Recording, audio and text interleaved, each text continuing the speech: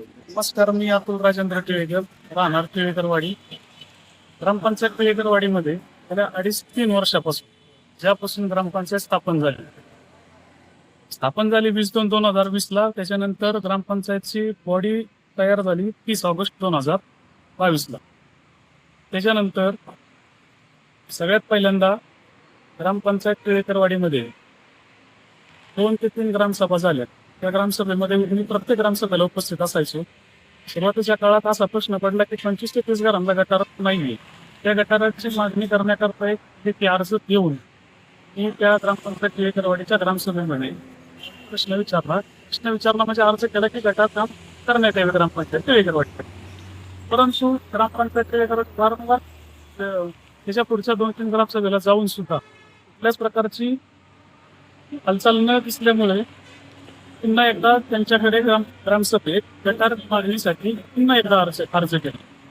त्यावेळी सरपंचांनी उत्तर न देता त्या ग्रामपंचायतच्या एका सदस्याने उठून सांगितलं की प्रत्येक ग्रामसभेला येऊन तुझा प्रश्न काय मिटणार नाही, तू अभ्यास करून ये, सूट काय येऊ नको, तर ग्रामसभेला अभ्यास करून नाही तरी येऊ नको, अशा प्रकारचं त्या सदस्याकडून आपल्याला ते बोलण्यात आलं.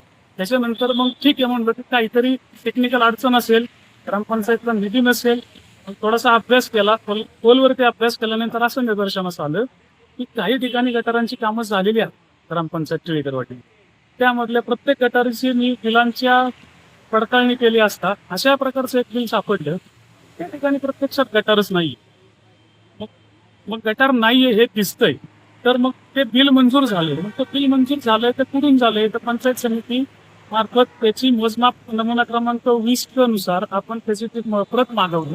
त्याच्यामध्ये स्पष्ट उल्लेख केलेला आहे की या ठिकाणी म्हणजेच टिळेकरवाडी चौक ते ग्रामपंचायत पाण्याची टाकी अशा स्वरूपाचं गटारीचं बिल मंजूर झालेलं आहे.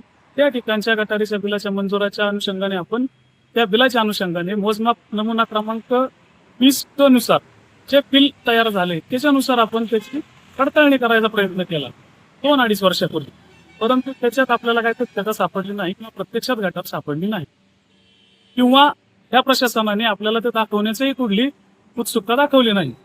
मग त्याच्यानंतर आज रोजी मी 12 मे 2026ला ग्रामपंचायत टिळेकरवाडीकडे पुन्हा एकदा माहिती अधिकाराच्या अंतर्गत अर्ज केलेला आहे की सर्वसाधारणपणे त्या 2023 सालीची गटारची बांधकाम झालंय किंवा गटाराचं काम झालंय आणि त्याचं हे बिल मंजूर आहे. साधारण 1,39,000 रुपयाचं बिल आहे. तर मग ती गटार आत्ता अस्तित्वात आहे का, किंवा 2 वर्षापूर्वी नव्हती आत्ताही नाही, तर त्या प्रकारचं ते चेंबर अशा प्रकारचं ते बिल आहे. तर ती गटार फक्त म्हणलो दाखवा मला. तर त्याच्यावर कुठलंही प्रशासन, अगदी त्याचे पंचायत समितीचे विस्तार अधिकारी साहेब आले होते. त्यांनी सुद्धा काय म्हणले की इकडचा निधी तिकडे वापरला जातो, हे टेक्निकल आपल्याला ते तिकडचा विषय तिकडे करण्याचा प्रयत्न केला. परंतु मग जर गटार या नावाखाली जर वेगळी काही कामं केली जात असतील, बिल तर मंजूर आहे, त्या गटारच्या नावाखाली वेगळं जर काही काम केलं असेल तरी शासनाची फसवणूक आहे. आणि ज्या ठिकाणी प्रत्यक्षात 25 ते 30 घरांना गटारच नाहीये, ते सांडपाणी असंच घराच्या पुढे असते, त्याच्यापासून आरोग्यासाठी लोक आहेत. त्या निमित्ताने आपण ती गटाराची मागणी केली होती की जेणेकरून त्या 25-30 घरांसाठी ती गटार होईल. परंतु तशी गटार झाली नाही. आणि जे गटारीचं बिल त्याच्यापूर्वी 6 महिन्यापूर्वी जी मागणी मी केली त्याच्या 6 महिन्या आधी जर गटारीचं एक काम झालंय आणि ते प्रत्यक्षात गटार नाही, तर ही प्रशासनाने मला शोधून द्यावी गटार खरंच पुढे काम झालेलं आहे. त्याचप्रमाणे ज्या गटारीसाठी मी स्वतः त्या गटारीसाठी मागणीसाठी लढलो, तसेच इतर ग्रामस्थही लढतायत. कारण त्या 25-30 घरांना बी अडचण आहे की गटाराचं पाणी सोडायचं कुठं, हा मोठा गहन प्रश्न आहे. परंतु ग्रामपंचायत टिळेकरवाडी याच्यामध्ये कुठली तत्परता दाखवली नाही. साधारण 3 वर्ष झाले. मी थांबलंच या कारणाकरता की आज नाही, या वर्षी नाही, पुढच्या वर्षी निधी उपलब्ध होईल, अजून त्याच्या पुढच्या वर्षी निधी उपलब्ध होईल. आज रोज 1 वर्षभरात ग्रामपंचायतची मुदत 5 वर्षाची संपायला आलेली आहे, तरी पण ग्रामपंचायतकडे ही गटार बनवण्यासाठी, या 25-30 घरांसाठी गटार बनवण्यासाठी कुठलाच निधी उपलब्ध नाही. त्याचप्रमाणे अजूनही मग हे सदस्यांनी आपल्याला अभ्यास करून हे सांगितल्यानंतर मी थोडासा अजून त्याच्यामधला ग्रामपंचायतीचा थोडासा अभ्यास केला, तर बऱ्याचशा प्रकारचे वेगवेगळ्या प्रकारचे अनियमित कामं केल्याचे मला शासनाने पुरावे दिलेले आहेत. मला ज्या ज्या ठिकाणी शंका वाटली मी त्या ठिकाणी प्रश्नचिन्ह उपस्थित केला. त्या प्रशासकीय अधिकाऱ्यांकडे, म्हणजे याचा अर्थ उदाहरणार्थ तुम्हाला सांगतो, पंचायत समिती असेल, पाटबंधारे विभाग असेल, किंवा जिल्हा परिषद असेल, किंवा कलेक्टर ऑफिस असेल, या मी 4 ते 5 ठिकाणी ह्याचा पूर्णपणे त्याचा फॉलोअप घेतला. त्या फॉलोअप घेतल्यानंतर असं आढळून आलं की ग्रामपंचायतमध्ये कामं तर कागदावर झालेली आहेत, प्रत्यक्षात मात्र नाहीये. अगदीच ग्रामपंचायत टिळेकरवाडीमध्ये कॅनल जो आहे पाटबंधारे विभागाचा वितरित क्रमांक 16 याच्यामध्ये ग्रामपंचायत टिळेकरवाडीने सांडपाणी सोडून हे मोठं काहीतरी चुकीचं काम केलेलं आहे. अगदीच त्याच्यामध्ये ग्रामपंचायतच्या हद्दीमध्ये असणारा वितरित क्रमांक 16 कॅनल याच्यामध्ये पाटबंधारे खात्याच्या कोणतीही परवानगी न घेता त्याच्यामध्ये पाईपलाईन टाकून तो कॅनल बुजवण्याचा प्रयत्न केलेला आहे. त्याचप्रमाणे कॅनलची लांबी रुंदी काढली असता तर त्याची साधारण 8 ते 10 मीटर अशी लांबी रुंदी आहे. पण प्रत्यक्षात आता टिळेकरवाडीमध्ये कॅनल बुजलेला तर आहेच, पण फक्त 5 फूट अंतर असेल एवढाच कॅनल पुरलेला आहे. मग बाकीचा 8 ते 10 मीटर कॅनल आहे तो गेला कुठे? हे सगळे अतिक्रमण आहे. त्याच्यावर उरुळी कांचन पाटबंधारे विभाग असेल किंवा यवतचा विभागीय असेल पाटबंधारे जलसंपदा विभागाचं यवत पाटबंधारे उपविभाग यांच्याकडे पण आपण ती तक्रार दाखल केली की बाबा हे टिळेकरवाडीचा जो कॅनल आहे त्याच्यामध्ये टिळेकरवाडी ग्रामपंचायतनी पाईप टाकलेले आहेत, सिमेंट पाईप टाकलेत. तर कुठल्या कारणाकरता टाकले तर ते एक पुढे उपस्थित करतात की आम्ही सुरक्षेच्या दृष्टीने टाकले, परंतु त्या कॅनलला पाणी काही रोज रोज येत नाही. ज्यावेळेस त्याचं आवर्तन असेल त्यावेळेस पाणी येतं.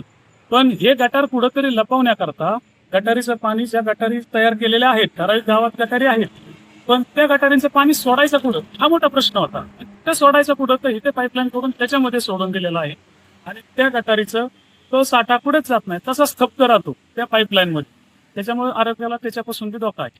अगदीच हे पाईपलाईन कॅनलमध्ये जे त्यांनी सांडपाण्याचे पाईप टाकलेले आहेत किंवा गटारी सोडलेले आहेत, जलसंपदा विभागाने ग्रामपंचायत टिळेकरवाडीला नोटीस काढून सांगितलेलं आहे की वितरित क्रमांक 16 पूर्ववत करून देण्यात यावी. पण जे पाईप टाकलेले आहेत ते काढण्याचे आदेश दिलेले आहेत. तर अजून कुठल्या प्रकारची कारवाई झालेली नाही. अशा प्रकारचं मी जे काम केलंय. आता हे काम करायचं कारणच एक की आपण फक्त गटार कामासाठी ग्रामपंचायत टिळेकरवाडीला फक्त एक अर्ज केला होता की या 25-30 घरांसाठी आपल्याला गटार आवश्यक आहे.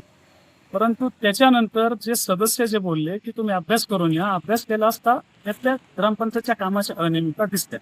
आता त्याच्याही पुढे जाऊन अजून थोडा अभ्यास केला, त्या अभ्यासामध्ये असं निदर्शनास आलं. आणि अभ्यास करतोय कशासाठी? सदस्यांचा तसा आदेशच होता ग्रामसभेत. खरं तर हे एखाद्या लोकप्रतिनिधींनी बोलायची आवश्यकता नसते असं मला वाटतं की जो सर्वसामान्य नागरिक येतो त्याला उत्तरं देणं हे अपेक्षित असतं. परंतु कुठल्याही ग्रामसभेला केलेलं असता त्याच्यात सदस्य असेल, सरपंच असतील, उपसरपंच असतील, त्यांनी अभ्यास करून या म्हणणे इथपर्यंत एवढे नागरिक कोणीही अभ्यास करून येत नाही. शासनाची त्यांना जास्त माहीत नसते. शासन आणि सर्वसामान्य नागरिक यांच्यामधला दुवा म्हणजेच आपण लोकप्रतिनिधी निवडत असतो.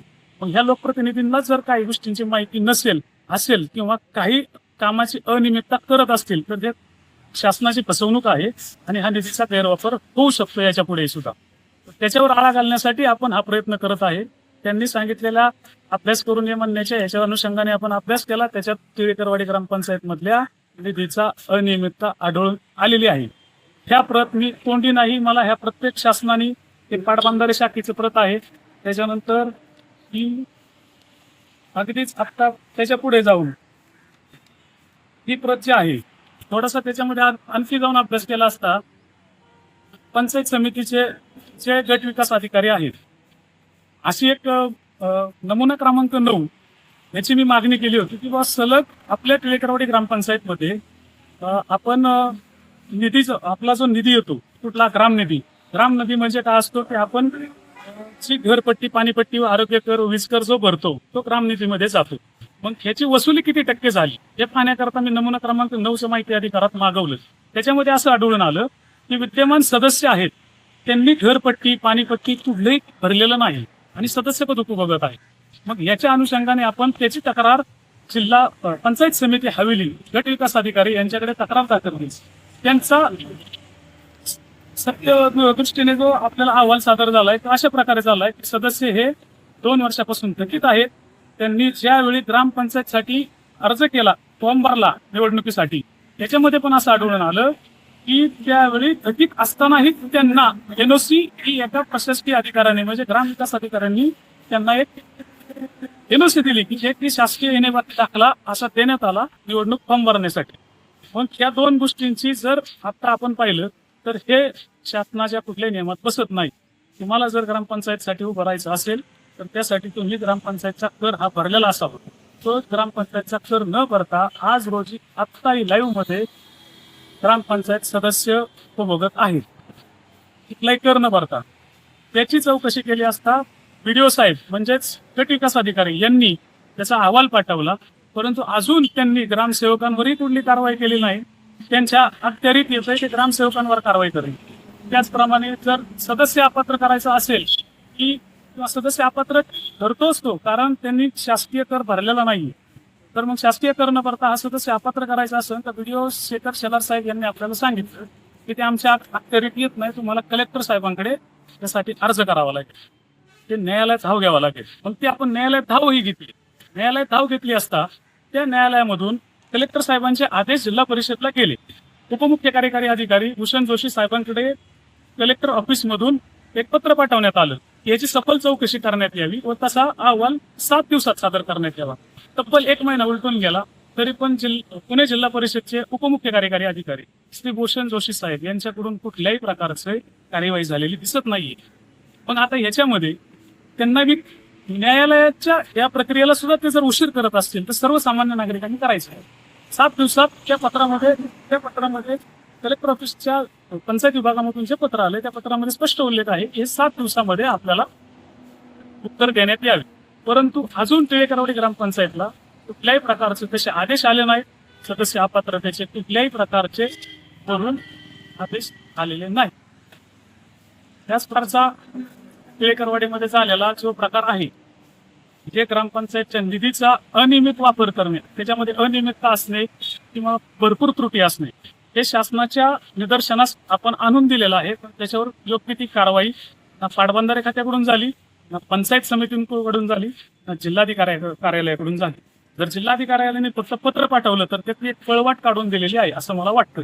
कारण ज्या अर्थी नमुना क्रमांक 9 मध्ये जर तुम्ही थकीत असाल तर त्यांना बिल बजावले आहे का नाही, बिल बजावल्याशिवाय तुम्ही थकीत राहतच नाही. बिल तर बजावणं गरजेचंच आहे प्रत्येक नागरिकांना. परंतु जिल्हा परिषदला ज्या प्रकारचं पत्र पाठवलंय पण जिल्हा परिषदने 7 दिवसात देणं गरजेचं होतं, ते दिलेलं नाही. अशा प्रकारची जी कामं त्या प्रशासनाची पण चालल्यात त्याच्यामध्ये विलंब का लागतो हा एक मोठा प्रश्न आता मला पडतो. काही याच्यामध्ये कुठल्या राजकीय असेल किंवा अजून कुठल्या याला जर प्रशासक दबून काम करत असेल हा एक संशोधनाचा विषय आहे. धन्यवाद.